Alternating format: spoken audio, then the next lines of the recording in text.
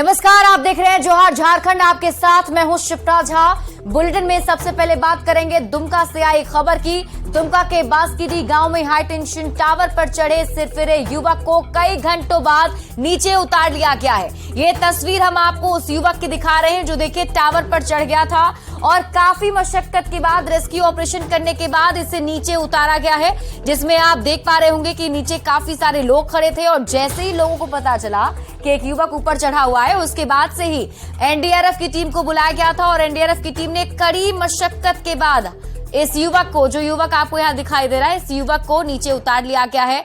जो युवक टावर पर घंटों चढ़ा रहा, हंगामा कर रहा था, लेकिन उसके बाद एनडीआरएफ की टीम की मेहनत रंग लाई। प्रशासन और एनडीआरएफ के रेस्क्यू ऑपरेशन की बदौलत उस युवक को सकुशल नीचे उतार लिया गया है। कहा जा रहा है कि ये युवक घरेलू विवाद के चलते हाई टेंशन टावर पर चढ़ गया था और इसके चलते पूरे इलाके में हाई वोल्टेज ड्रामा होने लगा। खबर मिलते ही बीजेपी विधायक रणधीर सिंह और बीडीओ आमिर हंजा के साथ साथ कई अफसर घटनास्थल पर पहुंचे। एनडीआरएफ को बुलाया गया और रेस्क्यू बेल्ट के जरिए उस युवक को 100 फीट की ऊंचाई से हवा में लहराते हुए नीचे उतारा गया। इस दौरान वो युवक बेहोश भी हो गया। उसे तुरंत ही सीएचसी में एडमिट कराया गया है। वहीं न्यूज 18 आपसे अपील करता है कि किसी भी परेशानी में ऐसे खतरनाक कदम उठाने से बचें। हर परेशानी का हल होता है, बस जरूरत है संयम के साथ उसका सामना करने की, ना कि ऐसी हरकत करने की जिसकी वजह से खुद की जान तो आप जोखिम में डालते ही हैं और अपने परिवारों की परेशानी बढ़ा देते हैं।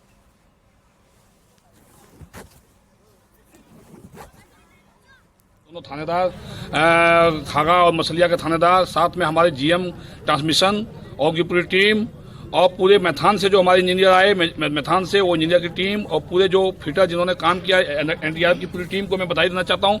सबों ने मिलकर हम लोगों ने रेस्क्यू को सफल किया। उस युवक को हम लोग को सही सलामत उतारने का काम किए और उनको अभी तत्काल समुदाय स्वास्थ्य केंद्र हम लोग भेजे पाली में, उनको प्राथमिक स्वास्थ्य का जो जाँच कराने के लिए। पहला स्टेज में उसको बांध के वहाँ पे हमने रखा और हम लोगों ने उसको लाइव 100% रेस्क्यू किया है। एमबीबीएस की टीम, हमारी एम्बुलेंस की टीम, डॉक्टर्स रखे थे यहाँ पे, उनको बैठा दिए हैं एम्बुलेंस में, उपचार के लिए भेजा जा रहा हूँ। लड़का एकदम 100% होश हवास में है और मैं इसमें सबसे ज़्यादा ईश्वर का शुक्रिया अदा करूँगा।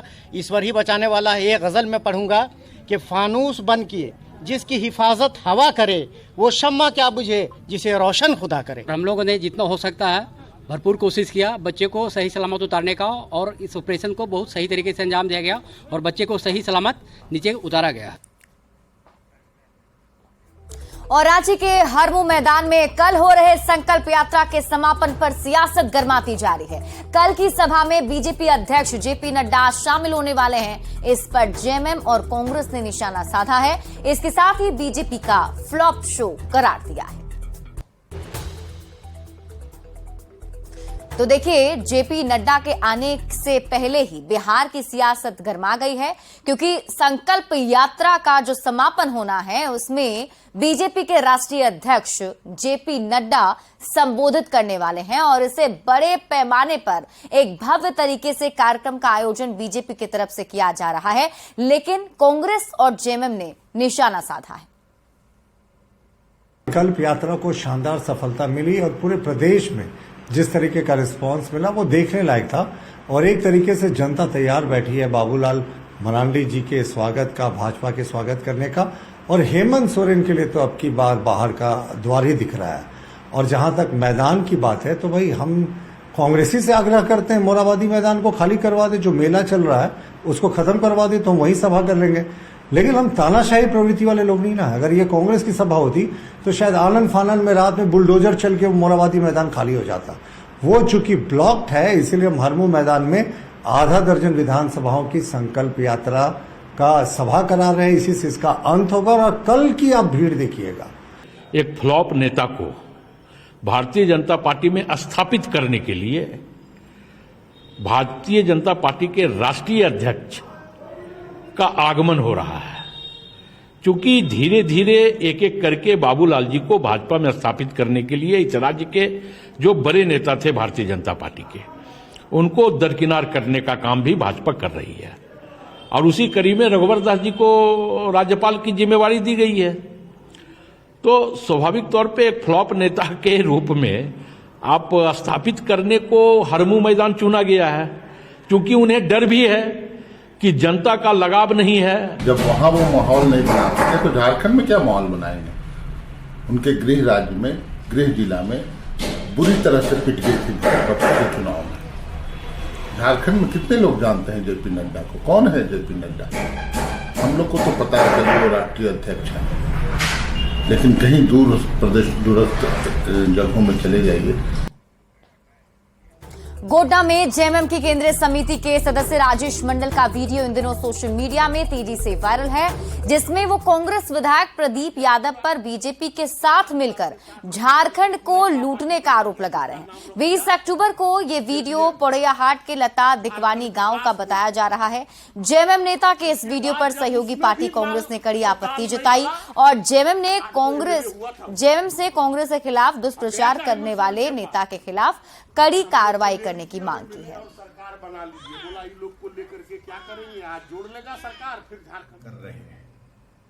और सम्मेलन के दरमियान अपने सरकार के द्वारा किए गए कार्यों को जनता के बीच में रखने का हमारा उद्देश्य है और साथ ही हमारा झारखंड मुक्ति मोर्चा कैसे मजबूत हो उसका एक हर संभव प्रयास मैं कर रहा हूं।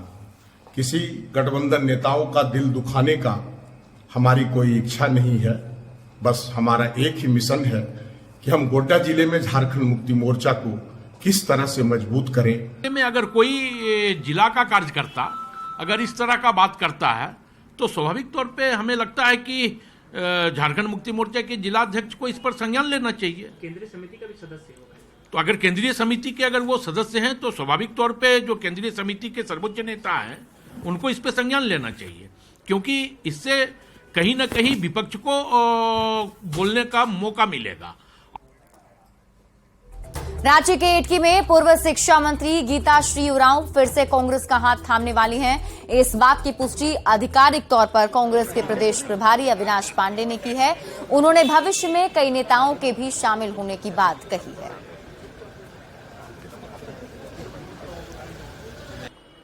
गीता श्री उरांव जी का हमने पार्टी में स्वागत किया है। उन्होंने इच्छा जाहिर की है कि वो जो भी पार्टी के उसमें फिर से एक्टिव होना चाहती हैं, तो कल वो पार्टी के अंदर में घर वापसी है। और सिर्फ यही नहीं बल्कि आप देखेंगे आने वाले दिनों में झारखंड के अंदर में अनेक शीर्ष नेता, बड़े नेता जो अन्य दलों में हैं या कांग्रेस छोड़ गए हैं, वो भी कांग्रेस में वापस आने की इच्छुक है।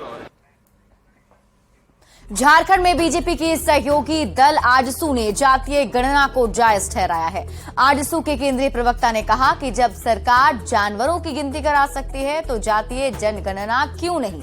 उन्होंने बिहार की तरह झारखंड सरकार को भी हिम्मत दिखाने की अपील की। सामाजिक रूप से जातीय जनगणना होने से जब आप जानवरों की जनगणना करते हैं कि कितना घटा कितना बढ़ा, हर चीज़ का आप जनगणना करके राष्ट्रीय स्तर पर आंकड़ा दिखाते हैं, तो आपको जातीय जनगणना करने से हर जाति सामाजिक रूप से, आर्थिक रूप से उसकी स्थिति का आकलन होगा और उसके आधार पर आप विकास की योजनाओं को तैयार कर सकते हैं, सही रूप से धरातल तक पहुंचा सकते हैं, कहाँ क्या कमी है, कहाँ ज़रूरत है। इन तमाम चीज़ों के लिए हमें लगता है कि जातीय जनगणना ज़रूरी है।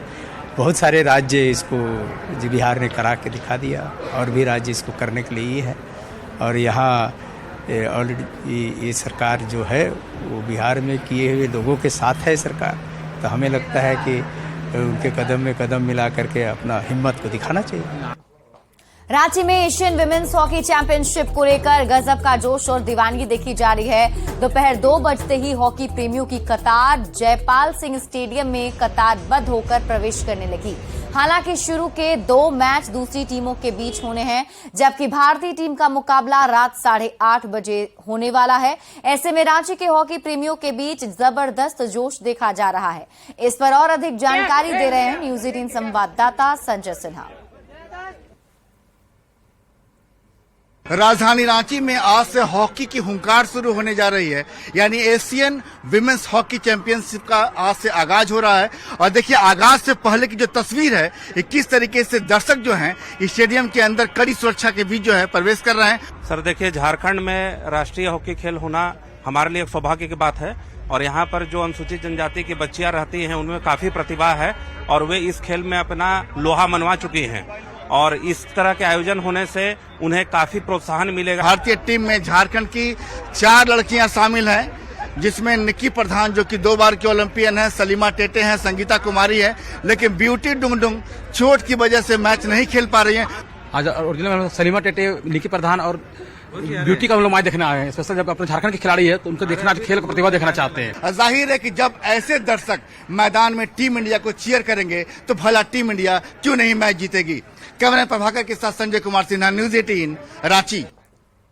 रांची के मरांग गोमके हॉकी स्टेडियम में हॉकी के सबसे बड़े मुकाबले की शुरुआत हुई। वहीं इसमें शामिल सभी 6 टीम के रहने और भोजन की खास व्यवस्था भी की गई है।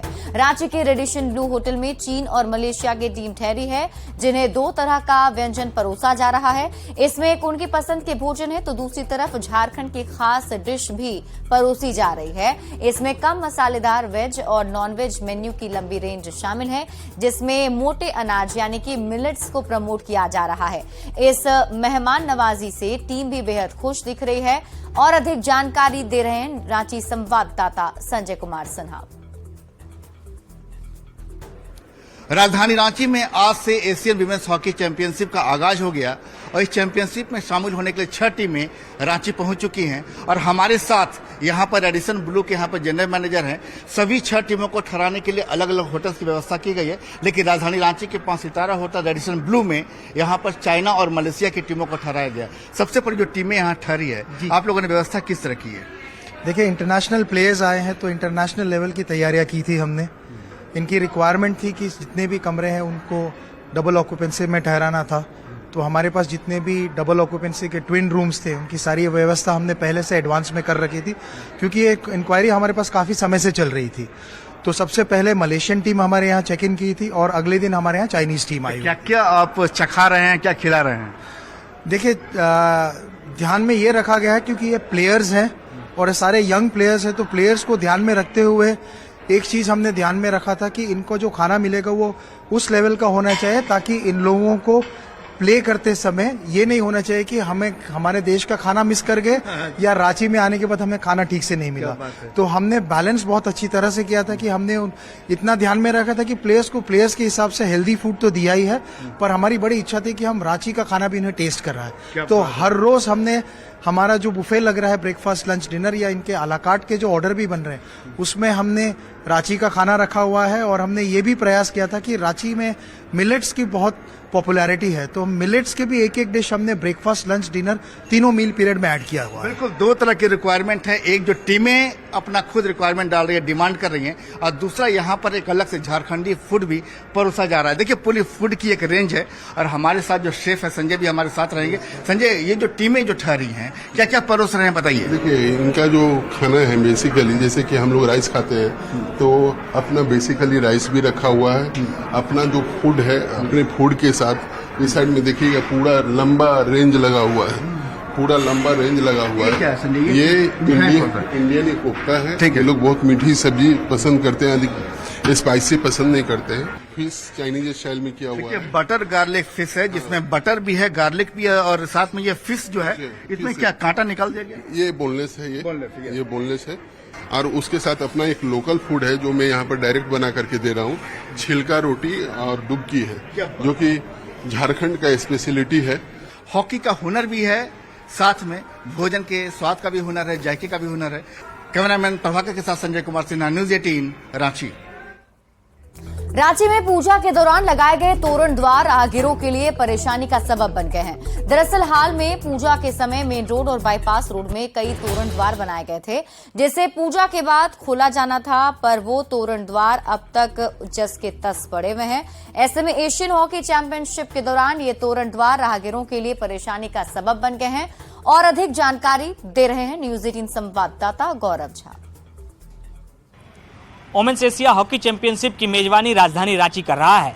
इसे लेकर प्रशासन लाख दावे कर ले, पर हकीकत एक दफ़ा देखिए कि किस तरीके से अब भी हकीकत जो है वो ज़मीन पर और धरातल पर ऐसे हैं कि किस तरीके से जाम की स्थिति उत्पन्न हो सकती है। सामने आपको जो हम होर्डिंग दिखा रहे हैं, यानी जो आपको बांस और बल्ली दिखा रहे हैं, ये दुर्गा पूजा की तैयारी थी।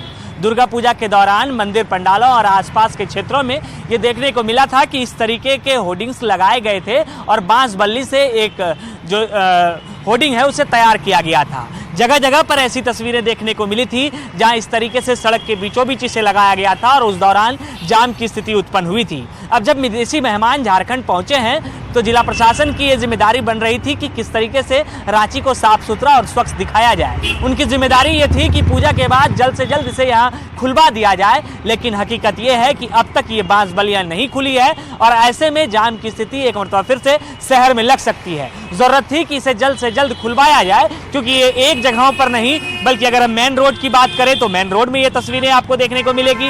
इसके साथ साथ जब आप बाईपास में जाएंगे, उस बाईपास से जहाँ से कि विदेशी खिलाड़ी गुजरेंगे, वहां भी वो देखेंगे कि इस तरीके की बांस बल्ली सड़क पर लगाए गए हैं और उसे अब तक खुलवाया नहीं गया है। पूजा खत्म हुए 2 से 3 दिन गुजर गए, जरूरत थी कि इसे यहाँ से अब जल्द से जल्द खुलवा दिया जाए। बावजूद इसके काम धरातल पर नहीं हुआ है और एक बार फिर से रांची जाम के बीच फंस सकता है, क्योंकि जब हॉकी इंडिया चैंपियनशिप का आयोजन राजधानी रांची में किया गया है तो यकीनन जो झारखंड भर ही नहीं बल्कि देश भर और विदेशों से भी लोग यहाँ पहुँच सकते हैं। उस दौरान जब शहर में भीड़ बढ़ेगी और सड़क के बीचों बीच इस तरीके की स्थिति रहेगी तो कहीं ना कहीं शहर जाम में फंस सकता है।